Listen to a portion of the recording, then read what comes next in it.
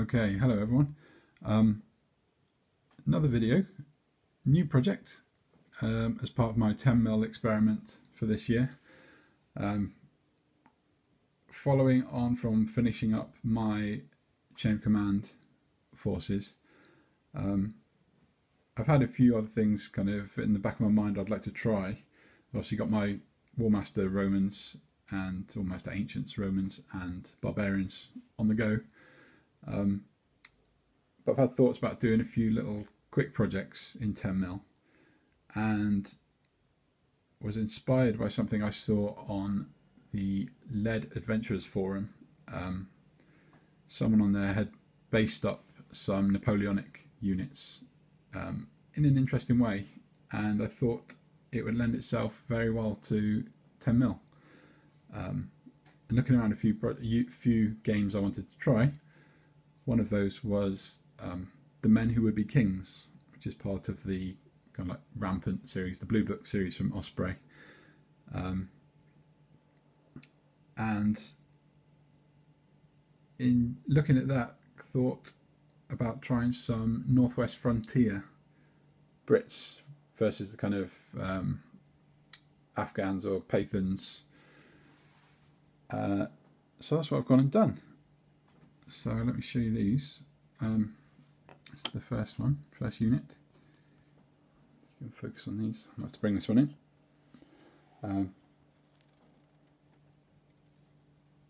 Get some focus. And this has been not only an experiment in a period in the theatre that I'm kind of unaccustomed to.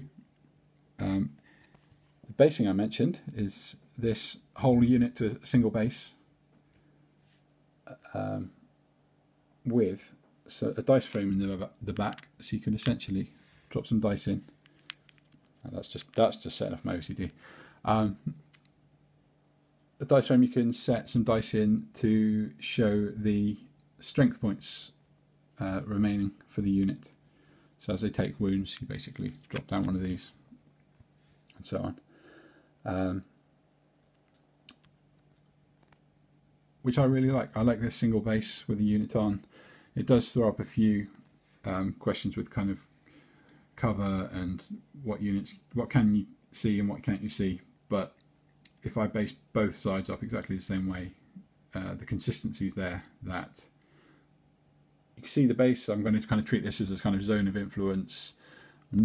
Obviously don't have any model removal for casualties, so rather than taking casualties, the kind of strength of the unit is drained, and their stamina as they take wounds and take injuries. That's what the dice represent.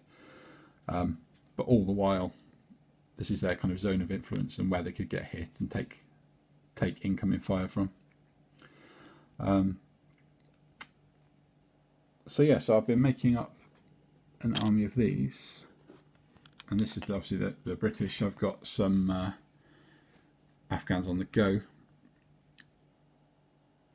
but the other part, this was a further experiment for me in using contrast paints to paint these. So I've never used contrast paints before. I've also got a kind of 2 Sikh units as well. So yeah, if I can get the colour on these guys. There, check it. So yeah, all this is a white undercoat, a white prime, with skeleton horde contrast paint on basically all the clothing, and then just white paint. Oh, no, actually not white paint. What's it called? Brain matter beige on the webbing and straps and so on, and flesh tones, and then black on details, brown on the shoes, although a lot of the shoes are lost in the sand. And then metal details, just with, I think it's plate mail silver, plate mail metal. And obviously I've tried to base them up into kind of little dioramas. Okay, so those ones. And actually, I've got a 4th unit of these. These are all count as regular infantry. I like this one a lot because I think the rubble spread is gone on really nicely here. It was a bit of an accident, but actually I think it's my favourite of the lot.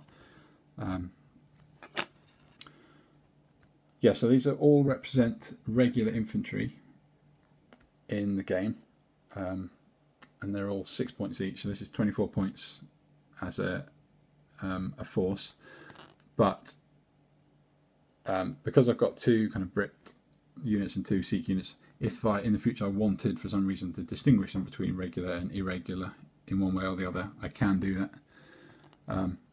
But the actual force I've built to is including, instead of one of the regular units, a Maxim gun.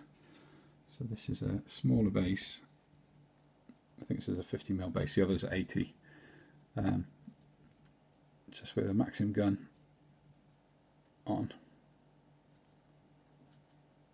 And again, I like the little dioramas I've got here. These are from Pendraken, and for this period they don't have a huge number of models, especially for the British.